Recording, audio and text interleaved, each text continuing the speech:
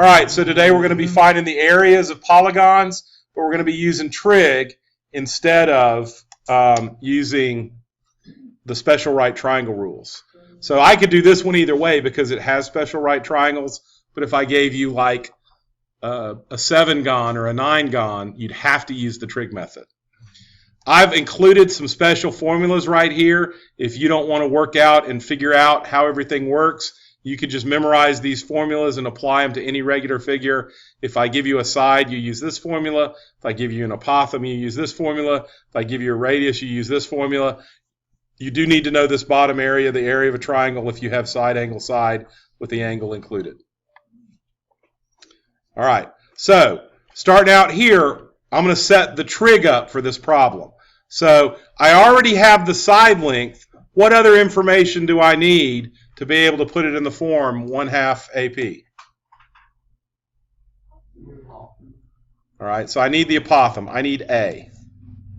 All right, so I've got an angle in a right triangle, and this is going to have a value of 2. Do you know why it has a value of 2? It's half the length of the whole side. So trig-wise, if I looked at this angle, I'm dealing with the opposite and the adjacent. What trig function deals with the opposite and the adjacent? So I could say that tangent, now this is 180 over n, but n is known to us, n is 6. So the tangent of 180 over 6 is going to equal opposite over adjacent. Is everybody okay with that? If I'm going to skip a couple of steps here. When I solve for A ends up equaling 2 over tangent, and 180 divided by 6 is just what? 30. So is everybody okay with the apothem being 2 over tangent 30 degrees? I'm okay with that. Does everybody see how I found that? Do I need to go in more detail? Yes. Okay. So you understand why I'm using tangent, right? Yes. You understand where the 30 comes from, right? Okay. So to get this, what I would do is I would set up a proportion and cross multiply. And so A times tangent 30 is just going to be A tangent 30. And 2 times 1 is just going to be 1. You with me? And then to solve for A, I divide both sides by tangent 30. I'm not wanting to take the tangent inverse because I don't just want the tangent to go away. I want the whole tangent 30 to go away.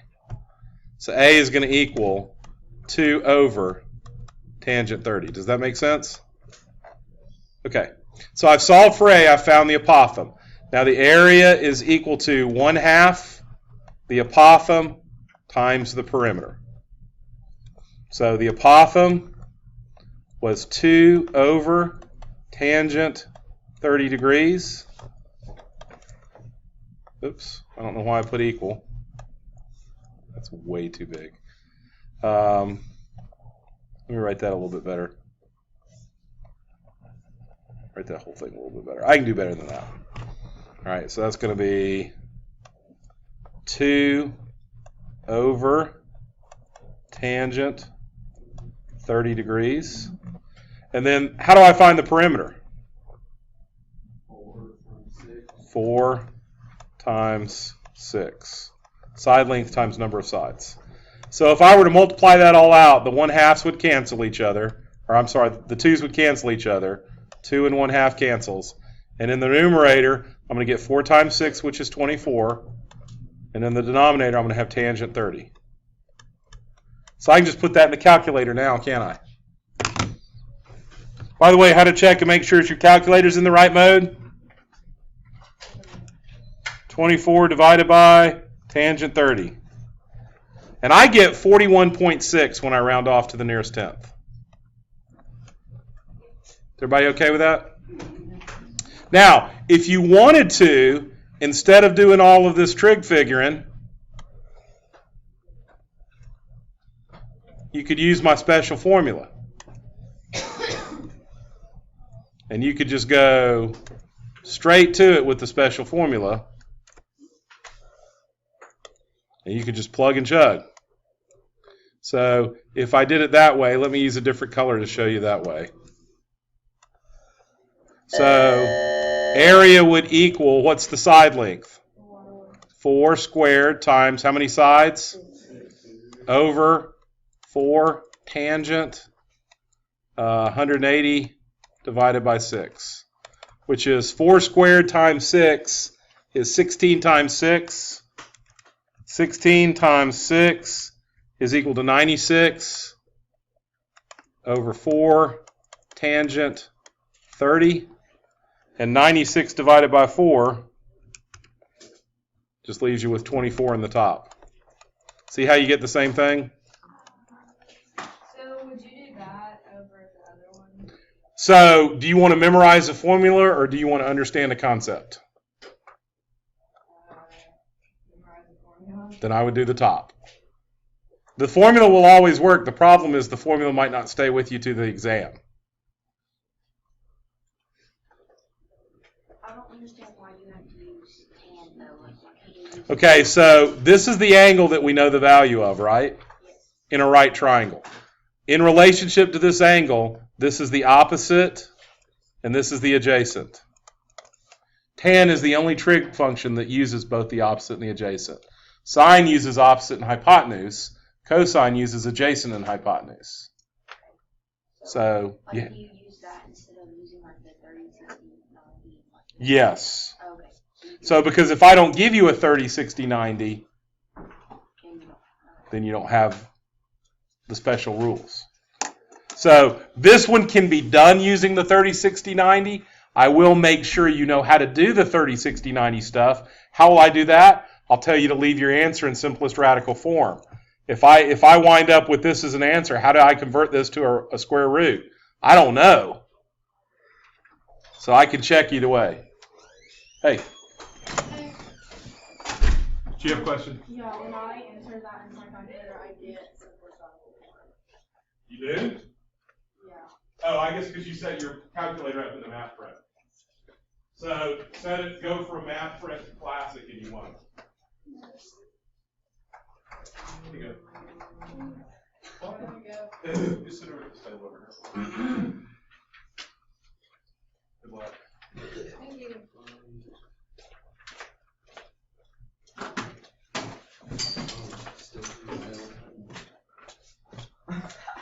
All right, so let's practice one. Let me let you guys practice one. Try this one right here. All right, I'm going to show you 2 different ways to work that other problem. The first way I'm going to show you will involve just using this formula, and then we can check it against the procedural way. So I know that each side has a length of 4. Okay, so I'm sorry. Yeah, I copied the wrong formula. So I know that each side has a length of 4, so I don't want to use this formula. I want to use the side length formula. So if you're going to memorize the formulas, you got to be careful to use the right formula. All right. So I've got the side length of 4, so I could just say that this is 4 squared times the number of sides is what? 5 over 4 tangent 180 divided by 5 is what? 36. So this 4 will cancel with one of those 4s. That'll leave me 20 over tangent 36. And then when you put that in your calculator, 20 divided by tangent 36 gives me 27.52. I'm just going to call that 27.5. So that's the formula way. Pretty cut and dry and straightforward if you know the formula. If you don't know the formula, you had to find this angle right here. So this angle is 180 divided by 5. Why is it divided by 5? Because that's the height. So that's 36 degrees. And then I know the value of this is 2, and this is A. How do you know that? Because the whole side length is 4, so half of 4 is 2. Yes, ma'am. How did you get 20 on the top if it's 16 times 5? So 16 divided by 4. is 4. 4 times 5. Or 4 squared is 16 times 5 is 80. 80 divided by 4 is 20. All right, so over here, I know that I'm going to be using the tangent function of a 36-degree angle, and that's equal to the opposite over the apothem. So when I solve for A is going to equal 2 over tangent 36 degrees. So when I put it into the formula, area is equal to 1/2 the apothem times the perimeter. I get 1/2. The apothem was 2 over tangent 36, and the perimeter was 5 sides times 4. So the 2's will cross cancel with each other. 5 times 4 is 20. 20 over tangent 36, which if I put it in the calculator again, I'll still get 27.5. So either method works. Are we okay with that? Any questions about that? All right, so what happens if instead of me giving you a side, I give you some other measurement? So a table has a shape of a regular decagon. I'm not going to draw out the entire decagon. 10-sided figures are much too painful to draw. So what I'm going to do is I'm just going to draw the important part, which would be the apothem and the radius and the side length. Because really that's all you're working with when you deal with that. Okay, and so I know that this is 9.5. All right, now I am working with the radius, 9.5. So this is a what? Hypotenuse. So what trig function involves a hypotenuse in the apothem? If I know this angle right there. And by the way, what would that angle be? 180 divided by 10, so that's 18 degrees, right? Can we all just agree that that's 18? Or do I have to write 180 divided by 10? I think we can agree. All right, so this is 18 degrees. The apothem and the hypotenuse are going to be what trig function? So cosine 18 degrees is going to equal the adjacent, which is the apothem, over the hypotenuse, which is 9.5. So when I solve for A, what would A equal? 9.5 cosine 18. Everybody okay with that? Okay. And I'm going to actually move this up a little bit. And I'm going to put all this together and group it. You can just put it on my desk. Thank you. And kind of move it over to here out of the way because I want to do some more stuff. All right, now, when I'm plugging it into my formula, area is equal to 1/2 the apothem times the perimeter. Okay, I have the apothem, 9.5 cosine 18. What do I need for the perimeter? By the way, what's n for a decagon? 10. What do I need to find the perimeter? I need a side length. Okay? So a side length is going to be found by having this whole side. So if I call this x, then this whole side here, won't it be 2x? So now I need to go and find out x. And x is the opposite of angle 18, and I know the hypotenuse. So what trig function am I going to use to find x? Opposite hypotenuse uses sine. So that's a sine of x is equal to the opposite, not the sine of x, I'm sorry, the sine of 18 is equal to the opposite over the hypotenuse. So x would equal what? 9.5 times what? Sine 18. Everybody okay with that? Stop me if I lose you, because you need to understand this. Now, did I want x? Is x the side length? No, I want 2x And I already know that the number of sides is 10. So what would 2x be? How would I find the value of 2x? So I would multiply this by 2. So 2x would be, what happens when you multiply 9.5 times 2? You get 19 sine 18.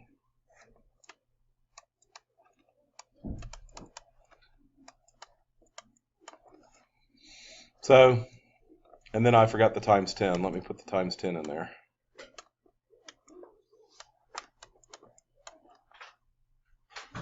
So what's all that going to equal? At this point, I'm just putting it in the calculator. Since it's all multiplication, you don't have to worry about any parentheses or anything.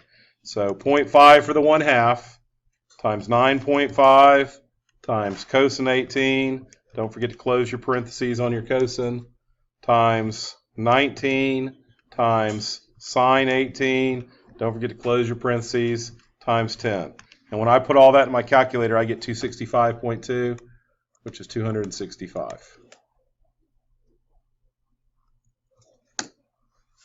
Now, that's how you procedurally find the answer. If I don't want to remember procedure and I just want to remember a formula, then I can go back and I can just use this formula right here.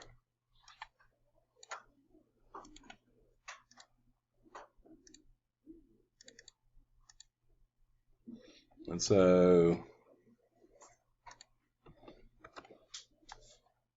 if I use that formula right there, that's going to be, the radius was 9.5. There were 10 sides. 360 divided by n would be 36. All over 2. And when you put that in your calculator, you should get 265 as well.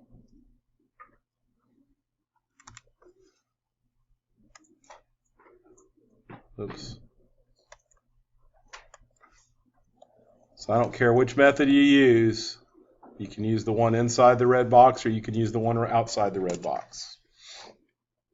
When you're doing your homework, you might want to try to do it one way and then check it using the other way. And that'll give you a multi-skilled set of techniques to bring to the quiz on Thursday. And that way you can check your own work. Increase your chances of getting 100, which is what all the cool kids want.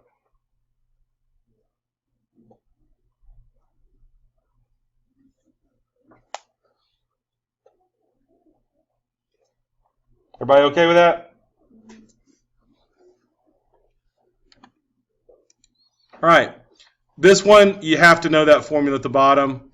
So we're going to do a triangle. We're going to find the area of this triangle. So the formula is just area is equal to 1/2 side times sine angle. So that would be 1/2 times 10 times 16 times sine 34. Go ahead and plug that into the calculator and see if you can get the right answer.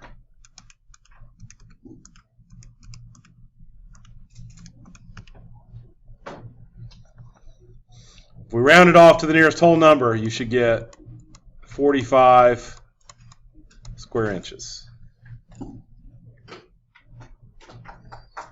Is everybody okay with that? Any questions? All right, let's do some practice here. You can use whatever method you want. So I'm going to say, let's find the area to the nearest tenth of a 7-gon with apothem 8. So the apothem length is 8, and it's a 7-gon. Ready, go. All right, so working this out, this angle is not a very friendly angle. It's 180 over 7. I don't even think 180 over 7 reduces. So I'm going to just use 180 over 7 as my angle measure. So I want to find x so I can double it and find the length of the side so I can put it in my formula. Area is equal to 1/2 the apothem times the perimeter. And I already know the apothem is 8. And I already know the number of sides is 7. So I just need to find the side length and I'll be good to go with my formula. And the side length is going to be 2x. So half of 8 is 4. If I can just find out what 2x is, I'll be good. All right, so opposite and adjacent, what trig function is that? Tangent.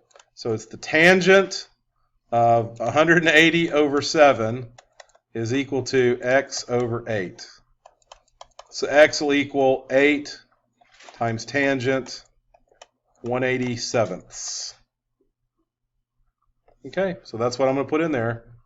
8 tangent. Oh, I got to multiply it by 2.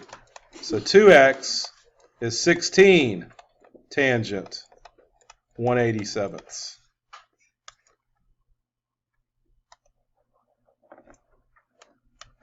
So that'll be 16 times 180 tangent 1/87.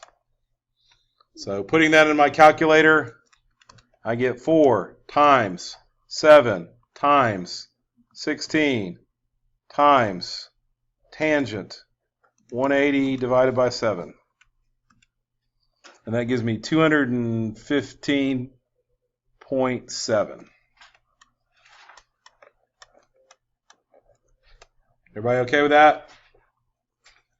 If you got 215.6, would you count wrong? I'd take off a point. That's probably because you used a decimal here instead of using 187ths. So it's going to give you a rounding error when you start talking about these trig functions. You got to be careful. Exact is where it's at. You heard me. All right. So those of you that use the formula are probably like going hee hee to the people that tried to figure it out because that was pretty complicated. So what if I use the formula? Let me just shrink this up and throw this up here. What if I use the formula? So the formula was for the apothem was just this bad boy.